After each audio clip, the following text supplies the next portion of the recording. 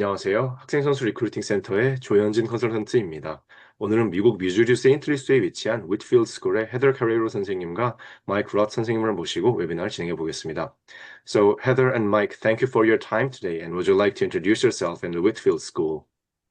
Absolutely. My name is Miss Heather Carrero. I'm the Director of Enrollment Management at the Whitfield School. And I actually did spend 3 years living in Korea in the greater Seoul area, working in international education.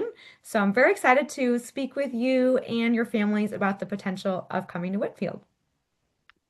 And good afternoon or good evening. My name is Mike Roth. I'm the Director of Athletics for Whitfield School. I'm so excited to join you tonight. I've been in education in St. Louis, Missouri for 35 years.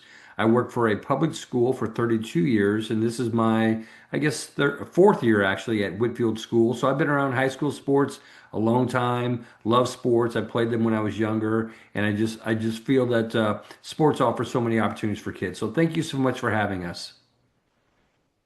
Thank you, Mr. Roth.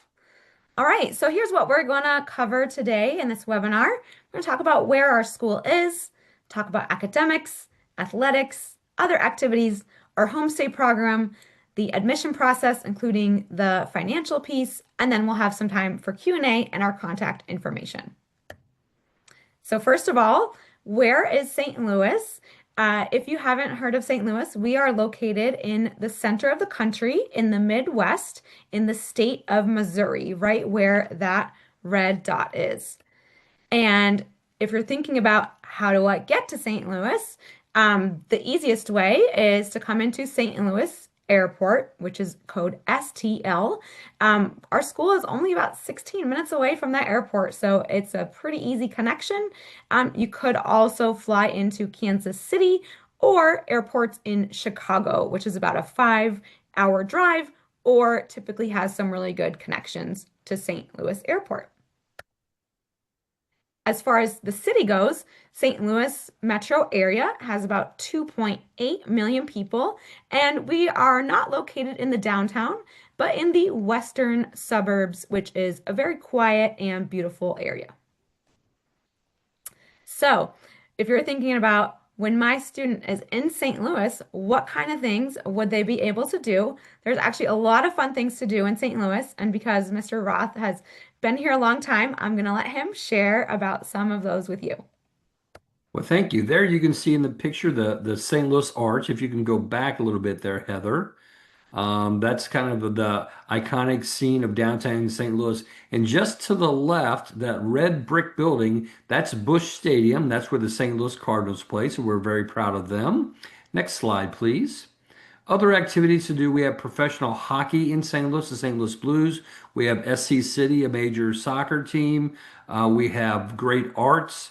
We have great attractions. We have great scenery, country views, you name it, just a number of things to do. Food trucks, festivals around St. Louis, the Fox Theater where they have productions going on. So a wide variety of things to do, certainly in St. Louis, Missouri.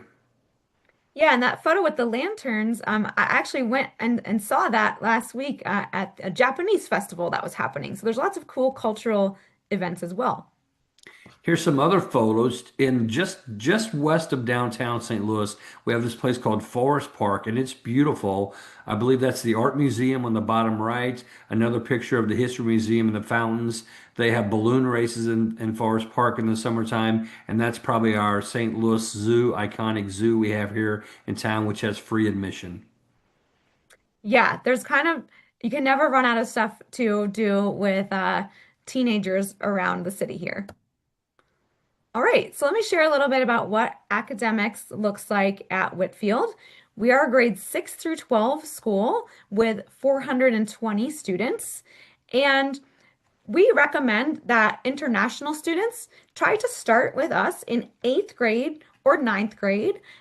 We would take some limited transfer students for 10th or 11th grade if they're on track for our graduation.